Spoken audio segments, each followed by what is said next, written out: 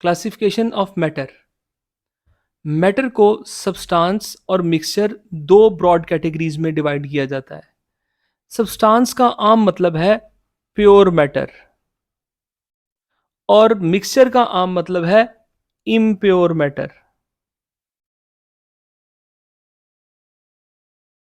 Pure वो है जो सारा का सारा एक जैसा है, इम्प्योर वो है जिसमें किसी और चीज की आमेजिश भी है। आए इन डेफिनेशंस को डिटेल में जानते हैं। Substance is a pure matter. Substance एक प्योर मैटर है हैविंग फिक्स्ड कंपोजिशन, जिसकी कंपोजिशन फिक्स्ड है, एंड स्पेसिफिक प्रॉपर्टीज, और उसकी मखसूस प्रॉपर्टीज हैं।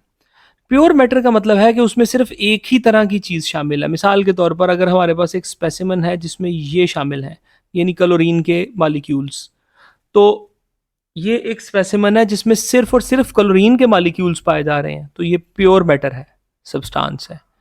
इसी तरह ये हमारे पास एक मैटर है जिसमें मॉलिक्यूल है वाटर के दो या दो से ज़्यादा मॉलिक्यूल्स हैं। तो चूंकि तमाम मॉलिक्यूल्स जो इस स्पेसिमन में पाए जा रहे हैं वो वाटर के ही हैं, तो ये सब्सटेंस है क्योंकि एक जैसे हैं, इसमें कोई और चीज़ शामिल नहीं है। ये CO2 है, कार्बन डाइऑक्साइड। कार्बन डाइऑक्साइड एक गैस है।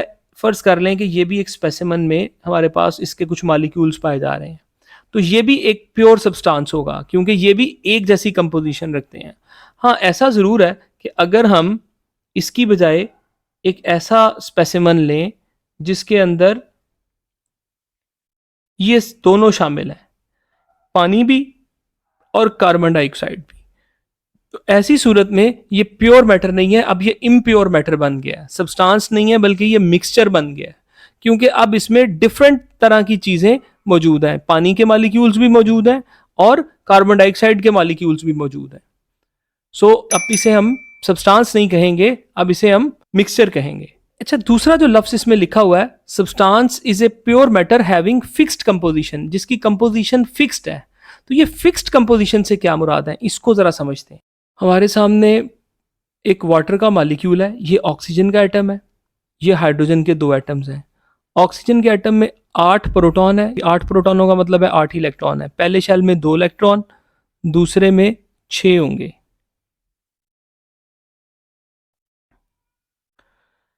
और ये नीचे 2 हाइड्रोजन के एटम्स हैं, तो हाइड्रोजन में 1 प्रोटॉन होता है, तो इसमें 1 ही इलेक्ट्रॉन पाया जाएगा। अब चूंकि इन्होंने शेयरिंग कर ली, इस शेयरिंग की वजह से ऑक्सीजन के आखिरी शेल में 8 इलेक्ट्रॉन्स पूरे हो गए और हाइड्रोजन के आखिरी शेल्स में भी 2-2 इलेक्ट्रॉन्स पूरे हो गए। अब ये एक स्टेबल मॉलिक्यूल बन गया जिसमें डुप्लेट पूरा हो गया, इसमें ऑक्टेट पूरा हो गया। तो अब ये एक स्टेबल मॉलिक्यूल है, वाटर का मॉलिक्यूल। ये मैंने नीचे इसका एक मॉडल भी बना दिया हुआ है। ये ऑक्सीजन और ये 2 हाइड्रोजन साथ में अटैच्ड हैं इसके। सो ये एक वाटर का मॉलिक्यूल है जो स्टेबल है। क्या ऐसा मुमकिन है कि एक ऑक्सीजन 2 की बजाय 3 हाइड्रोजन अपने साथ लगा ले? क्या हाइड्रोजन भाई आप बहुत अच्छे हैं, प्लीज 3 हाइड्रोजन से गुजारा कर लें? नहीं, क्योंकि ये स्टेबल हो चुका है, इसमें और हाइड्रोजन की गुंजाइश नहीं है। अगर और हाइड्रोजन लगाने की कोशिश की जाएगी तो इसके 8 इलेक्ट्रॉन्स जो पूरे हैं वो खराब हो जाएंगे, तो ये स्टेबल नहीं रहेगा। लिहाजा तीसरा हाइड्रोजन इसके अंदर लग नहीं सकता, फिट नहीं हो सकता। इसी तरह अगर एक हाइड्रोजन रिमूव कर दें और हम कहें कि एक हाइड्रोजन और एक ऑक्सीजन मिलकर एक स्टेबल मॉलिक्यूल बना लें, तो नो। अगर एक हाइड्रोजन साथ लगेगा तो वो 7 इलेक्ट्रॉन बनेंगे, 8 इलेक्ट्रॉन तो पूरे नहीं होंगे, तो उस सूरत में भी ये स्टेबल मॉलिक्यूल नहीं होगा। तो स्टेबिलिटी के लिए जरूरी है कि एक खास तादाद में एक खास तरह की चीजें मिलें। यानी ऑक्सीजन और हाइड्रोजन जब भी मिलेंगे तो एक हाइड्रोजन का एटम 2 हाइड्रोजन के एटम्स के साथ मिलेगा। यानी हम कह सकते हैं कि फिक्स्ड कंपोजिशन बाय एटम्स। इसका मतलब क्या है कि एटम्स की तादाद, अगर ऑक्सीजन के और हाइड्रोजन के एटम्स की तादाद को हम देखें तो ऑक्सीजन का 1 एटम होगा और हाइड्रोजन के 2 एटम होंगे। ये रेशो हमेशा पाई जाएगी ऑक्सीजन और हाइड्रोजन में। अगर हम इनके मैस के लिहाज से फिक्स्ड रेशो देखें तो वो भी बड़ी आसान है। हम लिखते हैं ऑक्सीजन रेशो हाइड्रोजन, और अब हम देखते हैं कि इसके अंदर इसका मैस कितना है। ऑक्सीजन का मैस होता है प्रोटॉन जमा न्यूट्रॉन, यानी 8 जमा 8 16, ये मैस कैसे आता है? अगर ये वीडियो नहीं देखी तो ये पहली वीडियो है, आई बटन में आ रहा है, इसे क्लिक करें और अभी देखें इसे। ऑक्सीजन का वजन है 16 और हाइड्रोजन का वजन है, एक हाइड्रोजन और एक हाइड्रोजन 2। अगर हम इनकी सिंपलेस्ट रेशो देखें, सो ये मैस की रेशो है 8:1 और ये इनके एटम्स की तादाद की रेशो है। जब भी ऑक्सीजन और हाइड्रोजन आपस में मिलेंगे तो ऑक्सीजन और हाइड्रोजन की रेशो हमेशा 1:2 बाई एटम्स और मैस के लिहाज से 8:1 होगी। तो ये हमेशा फिक्स्ड कंपोजिशन कहलाएगी।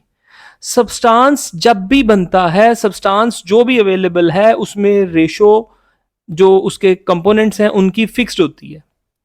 अब डेफिनेशन पे दोबारा आते हैं। Substance is a pure matter, substance एक प्योर मैटर है हैविंग फिक्स्ड कंपोजिशन, जिसकी कंपोजिशन फिक्स्ड है जो चेंज नहीं हो सकती, and specific properties. Specific properties का मतलब है कि जब एक जैसी चीज़ें मिलती हैं तो उनकी खसूसियात भी एक जैसी होती हैं। जैसे पानी के जब भी पानी बनेगा तो उसका एक ख़ास मेल्टिंग पॉइंट होगा, ख़ास बॉइलिंग पॉइंट होगा। 0 सेंटीग्रेड पर पानी मेल्ट होता है और यानी आइस मेल्ट होती है, और 100 सेंटीग्रेड के ऊपर पानी बॉयल होता है। तो उस सूरत में इसका मेल्टिंग पॉइंट और बॉइलिंग पॉइंट क्लियरली 0 सेंटीग्रेड और 100 सेंटीग्रेड रहेगा, क्योंकि इसकी कंपोजिशन फिक्स्ड है। अगर कंपोजिशन चेंज नहीं हो रही तो फिर उसकी प्रॉपर्टीज भी चेंज नहीं होती। तो सब्सटेंस में चूंकि फिक्स्ड कंपोजिशन होती है, लिहाजा स्पेसिफिक प्रॉपर्टीज होती हैं, और सब्सटेंस एक प्योर मैटर है। यानी सब्सटेंस को जब भी डिफाइन करना है तो 3 बातें आप कहेंगे। Substance is a pure matter having fixed composition and specific properties. अब आते हैं सब्सटेंस की 2 टाइप्स की तरफ, यानी एलिमेंट्स और compounds. Element is a substance that consists of same type of atoms. Element एक ऐसा सब्सटेंस है जो मुश्तमिल होता है, कंसिस्ट ऑफ मुश्तमिल होता है same type of atoms. Same type of atoms पर, सेम टाइप ऑफ एटम्स का क्या मतलब है?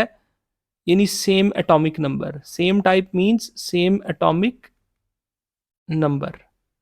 जैसे ये सोडियम के एटम्स हैं तो इनमें प्रोटॉन नंबर 11 है सब में, 11 11 11, तभी तो ये सेम एटॉमिक नंबर है ना इनका। तो अगर इनका एटॉमिक नंबर सेम है तो फिर ये एक ही एलिमेंट है। कंपाउंड की पहचान ये है कि उसमें डिफरेंट टाइप ऑफ एटम्स मिलते हैं, मुख्तलिफ किस्म के एटम्स मिलते हैं, यानी उनमें जो एटम्स मिलेंगे उनके प्रोटॉन नंबर डिफरेंट होंगे। कंपाउंड की डेफिनेशन में क्या है? डिफरेंट टाइप्स हो एटम्स की, नंबर 1, जो केमिकली कंबाइंड है और एक फिक्स्ड रेशो बाई मैस में है। फिक्स्ड रेशो बाई मैस का मतलब तो हमें पता लग गया कि उनके दरमियान रेशो फिक्स्ड है, वो जुड़े इस तरह से हुए हैं। केमिकली कंबाइंड का क्या मतलब है? ये लफ्ज आप केमिस्ट्री में बहुत दफा सुनेंगे, तो आज हम अच्छी तरह एक्सप्लेन करते हैं कि केमिकली कंबाइंड का क्या मतलब है। What is meant by chemically combined? Chemically combined losing of electron, जब कोई एटम इलेक्ट्रॉन लूज करता है, गेनिंग ऑफ इलेक्ट्रॉन, कोई इलेक्ट्रॉन्स गेन करता है, या शेयरिंग ऑफ इलेक्ट्रॉन्स, या इलेक्ट्रॉन्स की शेयरिंग होती है। इन तीनों में से कोई एक भी बात हो तो उससे केमिकल बॉन्ड बनता है, यानी केमिकल चेंज वाकई होती है।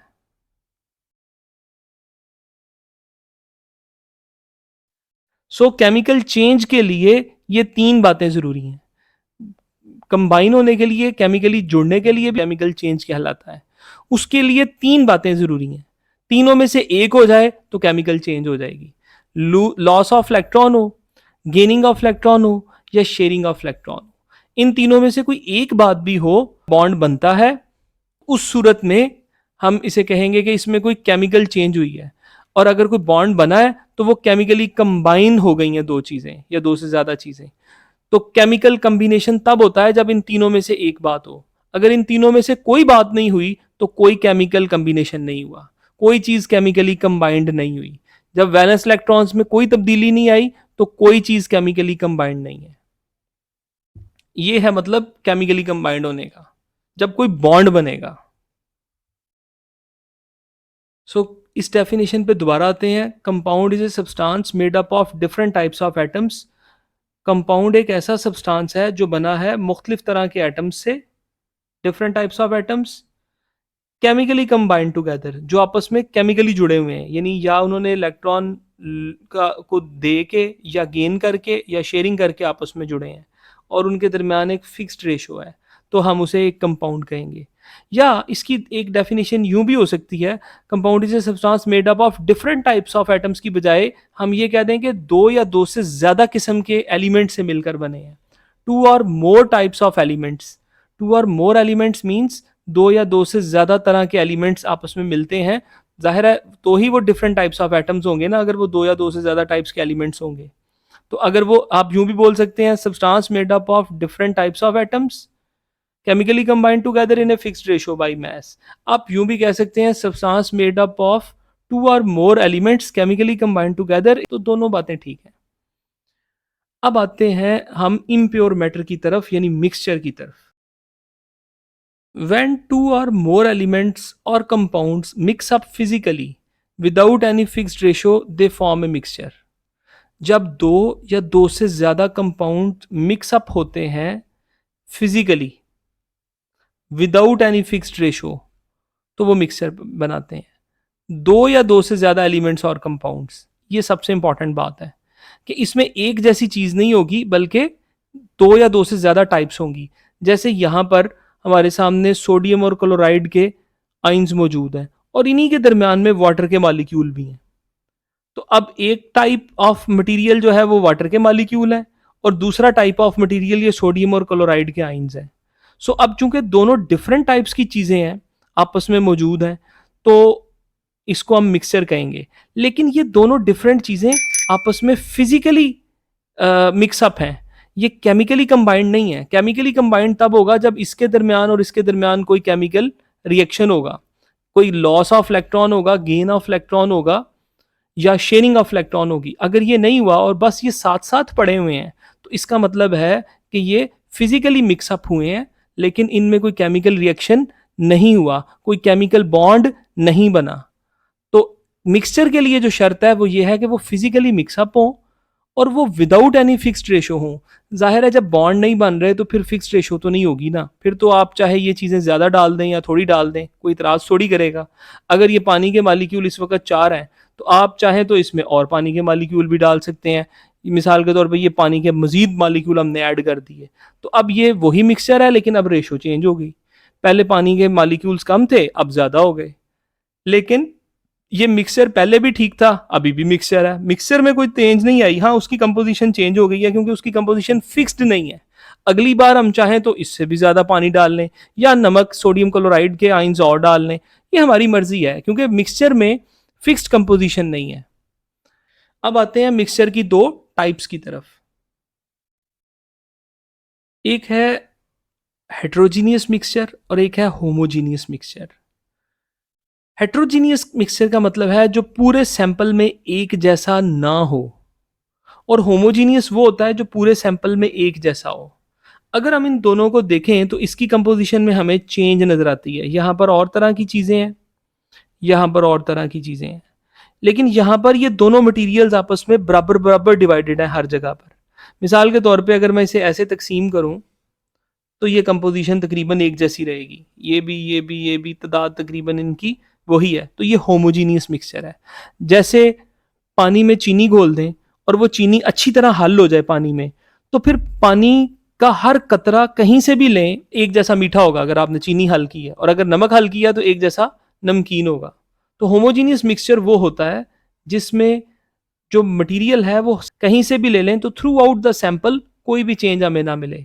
जैसे चीनी को पानी में हल करें तो चीनी और पानी का जो मिक्सचर है वो हर जगह पर एक जैसा मीठा होगा, या नमक को पानी में हल करें तो वो मिक्सचर हर जगह से एक जैसा नमकीन होगा।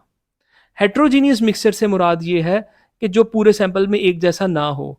जैसे मिट्टी है तो मिट्टी में किसी जगह पर आपको रेत ज़्यादा मिलेगी, जैसे ये देखें ये डिफरेंट है मटेरियल और ये मटेरियल्स नीचे डिफरेंट है, तो रेत कहीं ज़्यादा मिलेगी। किसी जगह पर जो है वो कंकरियाँ पाई जाएंगी, उसकी कंपोजिशन एक जैसी नहीं होती।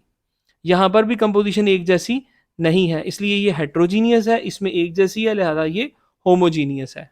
हमारी बुक में होमोजीनियस मिक्सचर की एग्जांपल दी गई है आइसक्रीम। आइसक्रीम होमोजीनियस मिक्सचर है, जैसे वनीला आइसक्रीम, मैंगो आइसक्रीम। आपसे सवाल ये है कि टूटी फ्रूटी आइसक्रीम वो होती है जिसमें छोटे छोटे बादाम पिस्ते भी पाए जाते हैं। Tutti frutti ice cream homogeneous mixture कहलाएगी या हेट्रोजीनियस मिक्सचर कहलाएगी? कमेंट्स में जवाब दें।